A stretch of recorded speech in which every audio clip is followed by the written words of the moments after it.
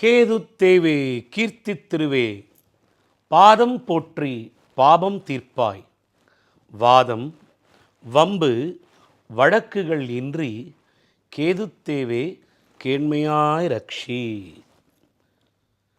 நான் உங்கள் அபிமான பக்தி பாடகர் வீரமணி கண்ணன். பக்தி நேரம்.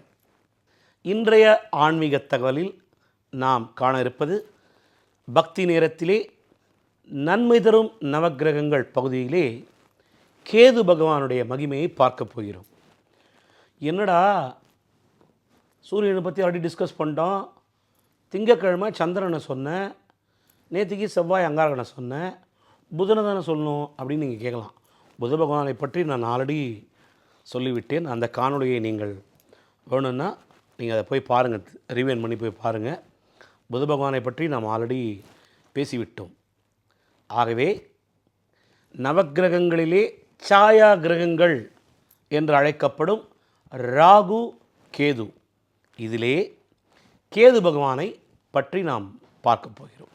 கேது பகவானுடைய குணாதிசயங்கள் என்ன, கேது பகவானின் ஆதிக்கம் என்ன, கேது பகவானின் மகிமை என்ன, அவரை எப்படி நாம் பரிகாரம் செய்து திருப்திப்படுத்துவது, அதை பற்றி தான் இன்று நாம் பார்க்க போகிறோம். நான் ஏன் புதன்கிழமை சூஸ் பண்ணேன் சொல்லுங்கள் பார்க்கலாம். கேது பகவானை பற்றி சொல்கிறதுக்கு நான் ஏன் புதன்கிழமையை சூஸ் பண்ணேன்? ஏனென்றால் புதன்கிழமை விநாயகப் பெருமானை வணங்கும் ஒரு அற்புதமான நாள்.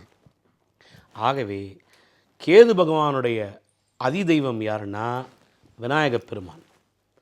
அதனால் தான் கேதுவை பற்றி நான் பேச போகிறேன். ஓகே, இந்த நவக்கிரகங்களில் என்ன சார் சாயா கிரகங்கள்னு சொல்கிறீங்க அப்படின்னு நீங்கள் கேட்குறீங்க.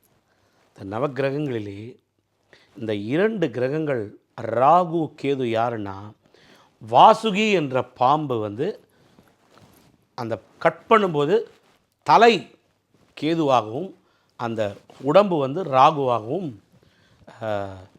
பின்னப்பட்டது என்று புராணங்கள் சொல்கின்றன. ராகுனுடைய பரிகார ஸ்தலம் திருநாகேஸ்வரம், கேதுனுடைய பரிகார ஸ்தலம் கீழ்பெரும்பள்ளம். இது கும்பகோணத்தில் இருக்குது. ஓகே, கும்பகோணத்தை சுற்றி இருக்குது. திருநாகேஸ்வரத்தில் நாகநாத சுவாமி சிவபெருமானுடைய ஆலயத்திலே இன்றும் நீங்கள் பார்க்கலாம். அந்த ராகுக்கு தனியாக ஒரு சன்னதி இருக்குது. அந்த ராகு சிலைக்கு பாலாபிஷேகம் பண்ணும்போது நாகத்து மேலே விடும்போது உடம்புல வரும்போது அப்படியே ப்ளூவாக மாறும், நீளமாக. இன்றைக்கும் அந்த அதிசயம் அங்கே காணப்படுகிறது. அதே போன்று கேது பகவானுக்கு கீழ்பெரும் பள்ளம் என்ற ஒரு அற்புதமான சிவன் ஆலயத்திலே கேதுவனுடைய தனி விக்கிரகம் இருக்கிறது, சன்னதி இருக்கிறது. அங்கே போய் நமது பரிகாரங்களை செய்து கேது பகவானின் அருளை பெறுவோம்.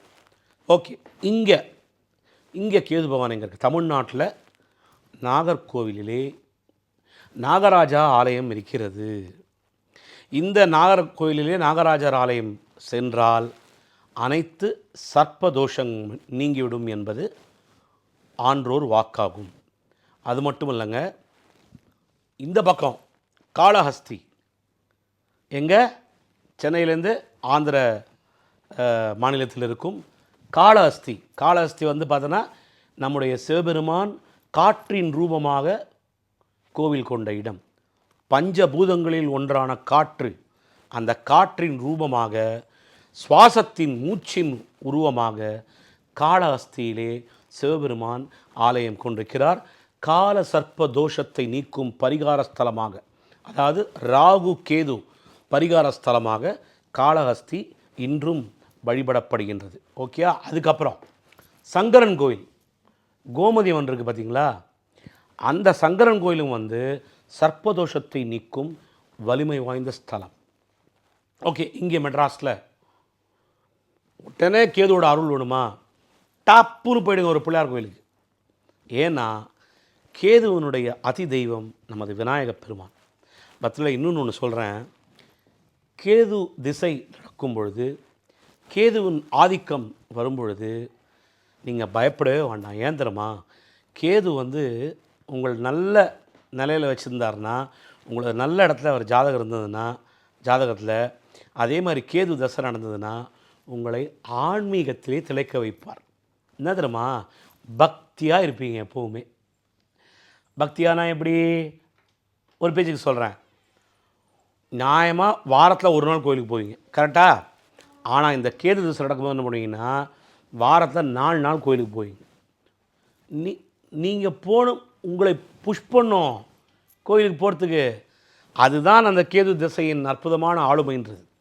ஒவ்வொரு நவக்கிரகங்களோட ஆளுமை என்ன தெரியுமா சொல்கிறேன் கேளுங்க. அந்த கிரகங்களுடைய தசை வரும்பொழுது அதனுடைய ஆதிக்கம் ஆட்டோமேட்டிக்காக நம்முடைய வாழ்க்கையில் உங்களுக்கு க்ளீனாக தெரியும், கிறிஸ்டலாக. You can see how your life is changing. கோயில் கோயிலாக சுற்றுவீங்க, ஆன்மீக சுற்றுலா போவீங்க. ஆனால் ஆன்மீக சுற்றுலா ஊட்டி, கொடைக்கானல், தாய்லாந்து, பட்டாயா இங்கெல்லாம் போக மாட்டீங்க, அமெரிக்கா அங்கெல்லாம் போக மாட்டீங்க. நீங்கள் போகிற இடம் வந்து பார்த்திங்கன்னா கொல்லூர் மூகாம்பிகா, பிள்ளையார்பட்டி, காஞ்சிபுரம், திருப்பதி, பிள்ளையார்பட்டி, இப்படி தேடுவீங்க, கோயில் கோயிலாக போய் கும்பிடுவீங்க. அதுதான் கேது தசையின் முக்கியமான ஒரு திருப்பம் வாழ்க்கையில். அதாவது எங்கெல்லாம் தேடி தேடி கடைசியாக நான் போய் விழுந்தேன் பார் இறைவன்ட்ட நிம்மதியை தேடி, அந்த மன நிம்மதியை தருவது தான் கேது தசை. அந்த கேது தசையில் நீங்கள் ஆன்மீக சுற்றுலா மேற்கொண்டு ஒவ்வொரு கோயிலாக சுற்றி அந்த நிம்மதியை தேடி அடைவீங்க. அதுதான் கேது பகவானின் அற்புதமான ஒரு குணம். அதே போன்று வாழ்க்கையில் வந்து மற்ற நவகிரகங்களில் பார்த்திங்கன்னா 7 கிரகம் வந்து கிளாக் வைஸாக போவாங்க. எப்படி? மேஷ ராசியிலிருந்து மீன ராசிக்கு இப்படி செல்வாங்க. ஆனால் ராகுவும் கேதுவும் என்ன பண்ணுவாங்கன்னா மீன ராசியிலேருந்து தலைகீழாக வருவாங்க. அதுதான் ஆன்டி கிளாக் வைஸாக வருவாங்க. அதுதான் அவங்களுடைய விசேஷம். ராகு கேதுவும் வந்து முக்கியமான பயிற்சிங்க நம்மளுடைய ஜாதகத்தில். 7.5, அதாவது சனி பயிற்சி, குரு பயிற்சி, ராகு கேது பயிற்சி, இது 3 முக்கியமாக. இப்போ இன்றைக்கி நான் கேதுவை பற்றி சொல்கிறேன், புதன்கிழமைன்றதுனால ராகுவை பற்றி சொல்ல போகிறேன் நான். பாருங்கள், அது வந்து Rahu is the god for lust. நம்மளுடைய ஆசைகளை தூண்டிவிடும் ஒரு கிரகம்தான் ராகு. கேது மன அமைதியை தரக்கூடிய ஒரு கிரகம். அதுதான் நான் என்ன சொல்கிறேன், கேது தேவே கீர்த்தி திருவே பாதம் போற்றி பாபம் தீர்ப்பாய், வாதம் வம்பு வழக்குகள் இன்றி கேது தேவே கேள்மையாய் ரக்ஷி. நாகராஜா, எங்கள் நாகராஜா. ஏன் இதில் பாடினா புன்னாங்கவாளி அதில் பாடினேன், ஏன்னா நாகத்துக்கு பிடித்தமான ராகம். கேது பகவானின் அற்புதமான திருவிளையாடல் என்னென்னா, நகத்வஜாய வித்மஹே சூலஹஸ்தாய தீமஹி தன்னோ கேது பிரச்சோதயாத். கேது பகவானின் காயத்ரி மந்திரங்க இது. மீண்டும் சொல்கிறேன், நகத்வஜாய வித்மஹே சூலஹஸ்தாய தீமஹி தன்னோ கேது பிரச்சோதயாது. 11 முறை சொல்லுங்கள். நீங்கள் கேட்கலாம், சார் நாங்கள் எப்படி சார் இதை டிஃபைன் பண்ணுறது? ஏன்னா ஒரு வாரத்தில் வந்து பார்த்திங்கன்னா ஞாயிற்றுக்கிழமை டு சனிக்கிழமை தான் இருக்குது, எப்படி நவகிரகத்தை நாங்கள் டிவைட் பண்ணுறதுன்னு கேட்கலாம். சொல்கிறேன். ஞாயிற்றுக்கிழமை சூரியன், திங்கட்கிழமை சந்திரன், செவ்வாய்க்கிழமை அங்காரகன், புதன்கிழமை புதன், வியாழக்கிழமை குரு பகவான், வெள்ளிக்கிழமை சுக்கிரன், சனிக்கிழமை சனீஸ்வரன். ஓகே, இப்போ நான் மீதிக்கு என்ன பண்ணுறது 2 பேர் அப்படின்னு கேட்குறீங்க. அதுக்கு சொல்லுவார், அதுக்கு செவ்வாய்க்கிழமை அன்று 3லேருந்து 4:30 மணி வரைக்கும் ராகு காலம் இருக்குது. பேரே ராகு காலம்தான். அந்த ராகு காலத்திலே ராகு பகவானை வழிபட துர்க்கை அம்மனுக்கு விளக்கேற்றினால் சகல சர்ப்பதோஷங்களும் நீங்கும். திருப்பி நம்ம ராகுவை பற்றி எல்லாவர்கிட்ட பார்க்க போகிறேன். அதே மாதிரி கேது பகவானுக்கு என்ன பண்ணுங்க, ஞாயிற்றுக்கிழமை 4:30லேருந்து 6, 4:30 ராகு காலம், சரபேஸ்வர மூர்த்தியை வணங்கும் பொழுது, சரபேஸ்வரர் யாருன்னா சிவபெருமானுடைய அம்சம். சரபேஸ்வர மூர்த்தியை வணங்கும் பொழுது அன்றைய சிவாலயத்திலே விநாயகப் பெருமானுக்கு அருகம்புல் அர்ச்சனை பண்ணுங்கள். கேது பகவானுக்கு விளக்கேற்றுங்க. 4:30 6 ரொம்ப முக்கியம். இதுதான் நீங்கள் ஞாயிற்றுக்கிழமை கேது பகவானை வழிபடுங்க. அதாவது 9 கிரகத்தை நீங்களே ஸ்ப்ளிட் பண்ணிக்கோங்க.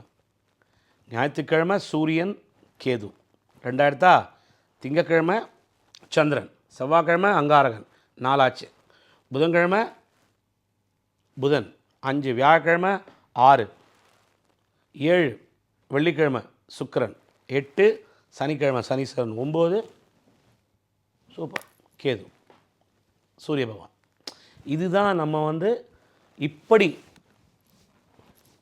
கொண்டு வந்து வரிசைப்படுத்தி நவக்கிரகங்களை வழிபட வேண்டும். சரி, கேது வந்து வேறு என்னெல்லாம் அதிசயம் பண்ணுறார் வாழ்க்கையில் தெரியுமா உங்களுக்கு? அதாவது இந்த வழக்கு இருக்குது பாருங்கள், கோர்ட் கேஸ். அது பார்த்திங்கன்னா வாய்தா வாய்தா வாய்தான்னு வாய் நீளமாக வாய்ண்டே இருக்கும். என்னென்னா நம்ம போவோம், அவன் வரமாட்டான், அவன் வரும்போது நம்மளால் போக முடியாது. அதாவது இந்த வழக்குகள் எல்லாம் சுமூகமாக முடிய கேது பகவானின் கடைக்கண் பார்வை நமக்கு வேண்டும். ஸோ கேதுவை வழிபட்டால் இந்த வீண் வழக்குகளெல்லாம் தேவையில்லாமல் நம்மளை டிஸ்டர்ப் பண்ணி நம்மளை அதை போக வச்சு வழக்குகளை சாதகமாக நமக்கு மாற்றும் ஒரு திறன் படைத்தவர் கேது பகவான்.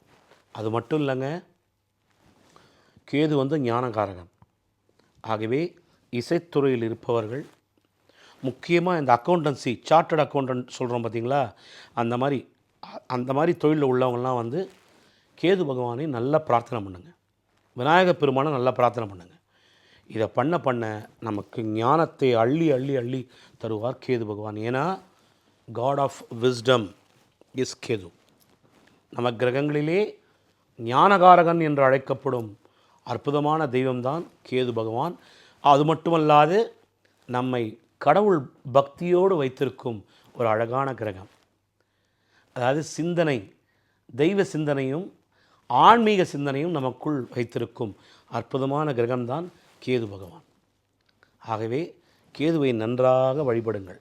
அதே போன்று இந்த பெண்கள்லாம் வேலைக்கு போகிறாங்க தெரியுமா, வேலைக்கு போகும்போது பார்த்திங்கன்னா அவங்களுக்கு வேலைக்கு போகிறத நிறைய சில தொந்தரவுகள்லாம் இருக்கும். அந்த தொந்தரவுகள் எதனாலன்னாங்க, இந்த ராகு கேதுவோட ஆசிலேஷனில் வந்து சில நேரம் இந்த மாதிரிலாம் அமையும் நமக்கு. எப்படி தொந்தரவுனா, நான் எந்த மாதிரி சொல்கிறேன் தெரியுமா, தப்பான தொந்தரவு இல்லை. அதாவது ஒன்று டிஸ்டன்ஸ் ஜாஸ்தியாக இருக்கும், டயர்ட்னஸ் இருக்கும், எனர்ஜி இருக்காது, 3 நாள் ஆஃபீஸ் போவீங்க, 4 நாள் உங்களால் போக முடியாது, சரியாக வேலையை பார்க்க முடியாது. ஸோ இந்த மாதிரி சோர்வான நேரங்களில் நீங்கள் வந்து நல்ல எனர்ஜி ஆக்கிறதுக்கு வந்து கேது வந்து அவ்வளோ ஹெல்ப் பண்ணுவார். அத்தனை எனர்ஜியை கொடுக்கக்கூடிய கடவுள் கேது. நான் சொன்னேன் பார்த்தீங்களா, அதாவது இந்த பாம்பு வந்து 2ஆக வெட்டப்படும் போது தலை ஒரு பக்கமாக போனது கேது, வால் ஒரு பக்கமாக போனது ராகு. ஸோ இந்த ராகு கேது இரண்டும் சாயா கிரகங்கள் என்று அழைக்கப்படுகிறது. ஸோ அந்த சாயா கிரகங்கள் வந்து ஆன்டி கிளாக் வைஸாக வரும். அதாவது எப்படின்னா ஸ்லோவாக சுற்றும். அதுதான் ராகு கேது பயிற்சி நம்ம சொல்கிறோம். எல்லா கிரகமும் மேஷத்துலேருந்து மீனத்துக்கு போவோம், இவங்க ஒண்டி மீன ராசியிலேருந்து மேஷத்துக்கு வருவாங்க. ஸோ அப்போ ஒவ்வொரு இடத்துக்கு வரும்பொழுது மற்ற தசை, இப்போ நான் மறுபடியும் அதை தான் சொல்கிறேன் உங்கள்கிட்ட. அதாவது சனி தசை நடக்கிறதுனா அதில் கேது புக்தி வரும். அப்போ என்ன பண்ண தெரியுமா, நீங்கள் சனி தசை வந்து மகர ராசி, சப்போஸ் கும்பராசிக்காரனுக்கு வந்து சொந்த வீடு ரொம்ப வந்து உங்களுக்கு படுத்த மாட்டான். அப்போ அந்த சனி தசையில் கேது புக்தி வந்ததுன்னா நீங்கள் வந்து ஆன்மீகம் சம்மந்தப்பட்டமாக தேடி ஓடுவீங்க வாழ்க்கையில். எங்கே கோயில் இருக்குது, அங்கே கோயில் இருக்கா, அங்கே கோயில் இருக்கா, இந்த கோயிலுக்கு போனேன், அந்த கோயிலுக்கு போகிறேன், ஆட்டோமேட்டிக்காக கால் போகும் கோயிலுக்கு. அதுதான் கேதுவின் அற்புதமான ஒரு சக்தி நமக்கு அளிப்பது. மோரோவர் இறை சிந்தனையோடு இருப்பது எவ்வளோ கிஃப்ட் தெரியுமா வாழ்க்கையில். கடவுள் பக்திங்க, கடவுள் பக்தியை விட்டுறாதீங்க. நான் அந்த பக்தி நேரத்தில் என்னுடைய மெயின், நான் இந்த நிகழ்ச்சியை நான் பண்ணுறதுக்கு காரணம் என்ன தெரியுமாங்க, அவனன்றி ஒரு அணுவும் அசையாது. Even a small piece of grass cannot be shaken without his order, without his blessings. திருவிளையாடல் படத்தில் பார்த்துருப்பீங்க, நான் அசைந்தால் அசையும் அகிலமில்லாமே அப்படின்னு கண்ணை மூடுவார். கண்ணை மூடினா என்னாவும் எல்லாமே அப்படியே ஸ்டாப் ஆகிடும். திருப்பி மூவ் ஆனோடனே ஆசை. அதுதான் இறைவன், அவன் ஆணைப்படி தான் இங்கே ஒவ்வொன்றும் அசைகிறது, அசையாதது, நடப்பது, நடக்காதது, நடந்தது, நடக்காதது, நடக்கப் போகிறது எப்படி என்பதை காலம் தீர்மானிக்கும். இறைவன் அந்த அற்புதத்தை நிகழ்த்தும் ஒரு வடிவுதான் இந்த நவக்கிரக வழிபாடு. நன்மை தரும் நவக்கிரகங்கள் ஏன் சொன்னேன்? சத்தியமாக யாருமே கெடுதல் பண்ணுறதுக்காக இல்லைங்க. மறுபடியும் நான் சொல்கிறேன், நீங்கள் மனதில் வந்து நல்லா திடமாக ஏற்றிக்கோங்க. நம்மளுடைய பூர்வ ஜென்ம புண்ணிய பாவங்களுக்கு ஏற்பதான் இந்த நவக்கிரகங்களுடைய நவகோள்கள் நம்மிடையே இந்த நம்முடைய பிறக்கும் பொழுது ஜனிக்கும் பொழுது இவை உருவாக்கப்படுகிறது. என்னோடய ஜாதகத்தில் 10வது இடத்துல கேது இருக்குது. அதாவது என்னுடைய லக்னத்துலேருந்து 10வது இடம் கேது. கேது வந்து ஞானகாரகன். அதனால தான் பார்த்தீங்கன்னா நான் மியூசிக்கில் இருக்கேன். இதெல்லாம் வந்து ஒரு அற்புதமான ஒரு கண்டுபிடிப்புங்க. எப்படி பாருங்களேன், நான் வந்து இப்போ ஒரு பக்தி அங்கே தான் நோட் பண்ணோம், பக்தி பாடகராக இருக்கேன். ஏன்? கேது 10ல் ஞானகாரகன். கேது ஆன்மீகம் பக்தியில் தான் விடுவான். நான் என்ன தான் முயற்சி பண்ணால் சினிமா நான் பண்ணணுன்னு ஆசைப்பட்டால் கூட என்னை போக விட மாட்டார். ஒன்றுமே படம் ரிலீஸ் ஆகாது, இல்லை படம் நின்றுடும். இந்த மாதிரி உடனே இதை மாற்றி காட்டணும், அது என்ன பண்ணாலும் அது நடக்காது. எங்கள் அப்பாவும் அதே மாதிரி தாங்க. என்னுடைய தந்தையார் வீரமணி சாமி எடுத்துக்கோங்களேன். அவர் வந்து காசியதான் கடவுளோட படத்தை பாடினார். ஜம்புலிங்கமே ஜடாதரா குமரி பெண்ணின் உள்ளத்திலே அந்த முதல் 2 லைன் பாடினார். அவரும் திரைப்படங்களில் பாடினார். ஆனால் அவருக்கு கடவுள் கொடுத்த ஒரு வரம் என்னவென்றால், பக்தியிலே ஹரிஹரசுதன் ஐயப்பனுடைய பாடல்களை பாடி அவர் பெயர் பெற வேண்டும் என்று அவருடைய பிறப்பின் நீதி. கேது பகவான் அவருக்கு கொடுத்தது, நீ பக்தி தான்ப்பா, நீ என்ன தான் சினிமாவில் தலை கூப்பிட்றா தண்ணி குடித்தாலும் வர முடியாது, நீ பக்திலே இருந்து அந்த பேரை உனக்கு கொடுக்குறேன் அப்படின்னு சொல்லிட்டு இன்றளவும் ஒவ்வொரு ஐயப்ப பக்தரின் இதயத்தில் வாழ்ந்து கொண்டிருக்கும் என்னுடைய தந்தையார். நான் ஆக்சுவலாக என்ன பண்ணேன், பக்திக்கே போகக்கூடாது, அப்பா மாதிரி ஒரே லைனில் இருக்கக்கூடாது, நம்ம சினிமாவில் போய் பெரிய ஆளாகணும், அப்படி தான் நானும் கனவோடு தான் நான் வந்தேன். என்னால் திரைப்படத்துக்கு போக முடியலையே. ஏன்னா என்னுடைய ஜாதகத்திலே 10வது இடத்தில் ஞானகாரகன் கேது பகவான். ஸோ நான் ஆட்டோமேட்டிக்காக பக்தியில் தான் இருப்பேன். என்ன பண்ணாலும் திருப்பி சுற்றி நான் இதே தேவாரம், திருவாசகம், திருமந்திரம், திருப்புகழ் இப்படி பாடி தான் அவங்கள மகிழ்விச்சுட்டு இருப்பேன். இதுதான் என்னுடைய பிறப்பின் நீதி. இப்போ புரியுதா உங்களுக்கு? தெய்வ சிந்தனை என்பது அதுதாங்க. அதுதான் கேதுவுடைய ரோல். நம்மளுடைய ஜாதகத்தில் கேதுவுடைய ரோல் என்னென்னா, நம்மளை ஆன்மீகம் சம்பந்தப்பட்ட ஒரு பக்தி நெறியோடு நம்மை வைப்பது தான் அவரின் சித்தம். அதே போன்று இந்த கோர்ட் கேஸு, அன்னெசரி குவாரல்ஸ், பக்கத்து வீட்டுக்காரன்ட்ட அனாவசியமாக போய் சண்டை வலிக்கிறது, இதெல்லாம் வந்து கம்ப்ளீட்டாக கேது பகவான் வந்து நம்ம ப்ரே பண்ண, அதாவது அவன் சண்டைக்கு இதாக கூட நம்ம சொல்லப்பா உன் பேச்சுக்கே நான் வரலப்பா விடுப்பா அப்படின்னு சொல்லி நம்ம அப்படி ஓவர் கம் பண்ணி வந்துடலாம். அதாவது வீண் வம்பு வழக்குகள், அதுதான் அந்த ஸ்லோகத்தில் வருது. கேது தேவே கீர்த்தி திருவே. கீர்த்தி திருவேன்னா என்னங்க? மூளை, ஞானம், ஞானகாரகன். கேது தேவே கீர்த்தி திருவே பாதம் பொற்றி பாவம் தீர்ப்பார். நம்முடைய பாவங்கள், இந்த ஜென்மத்தில் செய்த பாவங்கள் அனைத்தையும் போக்கி பாதம் பொற்றி பாவம் தீர்ப்பாய். வாதம் வம்பு வழக்குகள் இன்றி, ஆர்கியூமெண்ட்ஸ், தேவையில்லாத ஆர்கியூமெண்ட்டு. வெள்ளைக்காக்கா பறக்குதுன்னு சொல்கிறானா சொல்லிட்டு போயிடு, அவனு பேசாத. வெள்ளைக்காக்கா பறக்குதுன்ற நீ போய் எப்படி ஆர்கியூமெண்ட் பண்ணுவ? உன் டைமும் வேஸ்ட்டு, அவன் டைமும் வேஸ்ட்டு. காலம் விரைய நீ இன்னொரு அப்பாயின்மெண்ட்டை கொடுத்துருப்ப, உனக்கு அது மிஸ் ஆகிடும், உன் தொழில் போயிடும். அதுதான் கேது பகவானை வேண்டும் பொழுது இந்த மாதிரி டிஸ்டர்பன்ஸ்லாம் உங்களுக்கு போயிடும். வாதம் வம்பு வழக்குகளின்றி கேது தேவை கேண்மையாய் ரக்ஷி. என்னை நல்லபடியாக பார்த்துக்கோப்பா. இந்த மாதிரி சின்ன சின்ன ப்ராப்ளத்தை என்னை மாட்ட விடாமல் நிம்மதியாக என்னுடைய தொழிலையும் என்னுடைய பக்தி மார்க்கத்தையும் ஒரு அழகான நெறிமுறையிலே வைத்து என்னை காப்பாற்று, என்னை கொண்டு போ. வாழ்க்கையில் இதுதான் நான் கடைசியாக தேடுவது. என் வாழ்க்கையில் ஒரு ஸ்டேஜில் வந்து நம்ம பணம் சேர்த்துருவோம், ஒரு ஸ்டேஜுக்கு அப்புறம் பணம் வந்து நமக்கு தேவைப்படாது, போதுண்டான்னு நம்ம ஒரு லைஃப்பில் ஒரு ரிட்டைர்மெண்ட்டுக்கு வந்துடுவோம். அப்போது எதை தேடுவீங்க? What you need? Peace of mind. மனிதருக்கு அமைதி, உடம்பிற்கு அமைதி, தேகத்திற்கு அமைதி, ஆத்மாவிற்கு அமைதி. இதை 4ஐயும் உங்களுக்கு தரக்கூடிய கடவுள் கேது பகவான். அதுதான் கேது பகவானே எனக்கு மன நிம்மதியோடு இந்த வாழ்க்கையை நான் போகும் வரையில் இந்த நிம்மதியை கொடு என்று வேண்டுகிறோம் கேது பகவானை. கேது பகவானை பிரார்த்திக்க மன நிம்மதி, ஞானம் இதெல்லாம் வரும், தெளிவு பிறக்கும், தெய்வ சிந்தனை வளரும், கடவுள் பக்தி மேலோங்கும். கடவுள் பக்தி மேலோங்குதுன்னா என்ன ஆகும்? உங்களுடைய மைண்ட் ஆட்டோமேட்டிக்காக நல்ல கண்ட்ரோலுக்கு வரும். கோவப்பட மாட்டீங்க, யாரையும் எரிஞ்சு விட மாட்டீங்க. என்ன ப்ராப்ளம் வந்தாலும் இறை பக்தி இருப்பதால் அதை எதிர்கொள்ளும் பக்குவம் உங்களுக்கு வரும். இவ்வளோ விஷயங்கள் இருக்குது பார்த்தீங்களா? அதுதான் அற்புதம். இந்த இந்த இந்த மேட்டர் ஆஃப் சாலிசிட்டேஷன் அப்படின்னு சொல்லுவாங்க ஆங்கிலத்தில். இந்த மாதிரி ஒரு அற்புதமான ஒரு வாழ்க்கையை உங்களுக்கு தருவது தான் கேது பகவானின் அற்புதமான ஒரு மகோன்னதமான ஒரு குணம். இதற்காக தான் நகத்வஜாய வித்மகே சூலஹஸ்தாய தீமகி தன்னோ கேது பிரச்சோதயாது என்று 11 முறை சொல்லுங்கள். மறக்காமல் கேது பகவானை பிரார்த்தியுங்கள்.